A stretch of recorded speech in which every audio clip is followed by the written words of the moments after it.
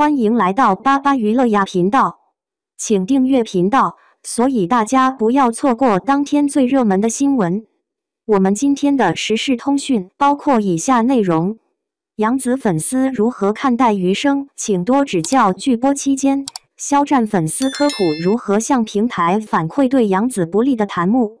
余生请多指教。剧播期间，肖战的多个大粉一直在科普弹幕反馈知识。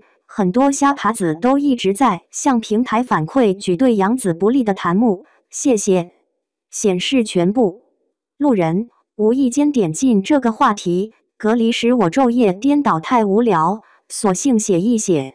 我知道227，也了解肖战粉丝的战斗力。我以前觉得肖战可能确实不太会管理粉丝，粉丝呢，可能也的确不以他的意志为转移。所以我以前的态度是227事件，粉丝大错，肖战作为资本推出来的商品，小错。这次因为吉林疫情，看了一些剧和电影，其中包括余生，弹幕太疯，以至于我不得不关掉它。任何一个情节，他们都能联想到哥哥受委屈了，女主作在弹幕上疯狂 diss 女主。在我的印象中，弹幕有一致骂人的时候，比如骂30而已的许幻山，但那是因为许幻山确实狗。更多时候弹幕会有很多理智讨论，比如对于王曼妮有好有坏。但是这部剧因为肖战粉丝基数大，他的粉丝在看剧的时候带入的是肖战舔狗的角色，还是那种狂舔而不得的，所以他们与舔狗女二共情，女主是他们的假想敌，所以一旦女主不合他们的心意，甚至可以说女主不跪舔男主，他们就无法接受，开始骂女主，因为他们的心态本来就是扭曲的。这个正常女性看剧的时候非要代入，一般应该代入女主吧。我看过肖战粉丝的一些分析，把男主分析的天上仅有，地上绝无，说什么男主不会看上女主，哈哈。我只能说他们确实年龄偏小，没什么生活经验。男主的配置非常普通，医学博士、副教授，30多了无房无车啥的，你去个三甲，比如我校吉大医院，里面30多的医生真是大多是这个配置，帅哥也真不少。再开一嘴玩笑，好多医生玩的也确实花，他们年纪越来越大，老婆年龄越来越小，甚至为了风流丢掉性命。此处预知详情可搜索我校某被割头的医生。所以我这个普通观众觉得其实男女主挺般配的，女主有些爱做任性的小毛病，男主也有冷暴力情商低等问题，并不是女主踩了狗屎运才遇到男主，而是男主很闷骚，就喜欢小10岁的漂亮的女大学生。那再说一下杨紫的粉丝，人家带入女主的母亲、老公等视角吧，不太懂追女明星的，哈哈。人家肯定觉得女主天下第一好，男主老男人配不上，所以对于辱骂女主的弹幕肯定要进行反驳。不过可能粉丝战斗力不太行，肖战的疯粉丝一直牢牢占据辱骂女主的上风，所以就污染了我这个观众老爷的眼睛，整个弹幕混乱不堪，所以我关上了。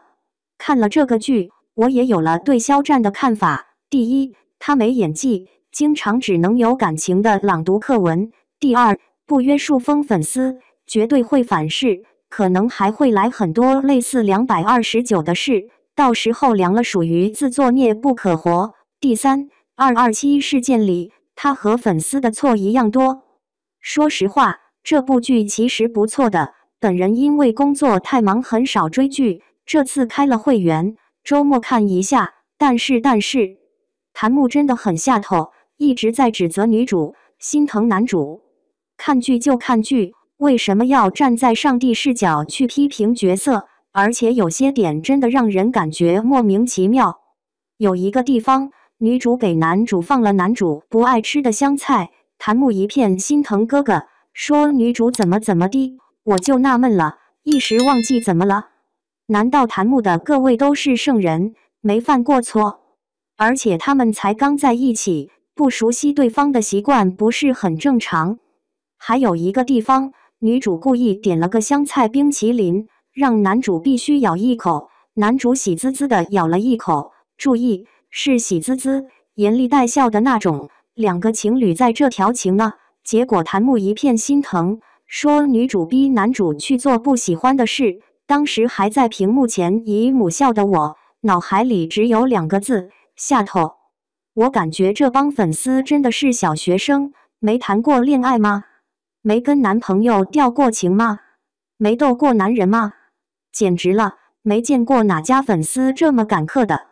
还有一个地方更扯，就是少江，女主、男主3个人一起吃饭那里，女主跟少江聊天，忽视了男主，然后檀木骂女主绿茶，我真服了，拜托。首先少江是女主的青梅竹马，有很多话题说很正常。其次，男主都30岁的人了，他不是婴儿，不是幼儿园小朋友。如果他想加入聊天，他完全可以插话，或者把话题引回来，而不是坐在那里像个幼稚的初中生那样来生闷气。我在现实中接触的成年人真没有这样的人，别人聊天他在那里冷着个脸，煞风景，就那个脸色，谁还敢跟他搭话？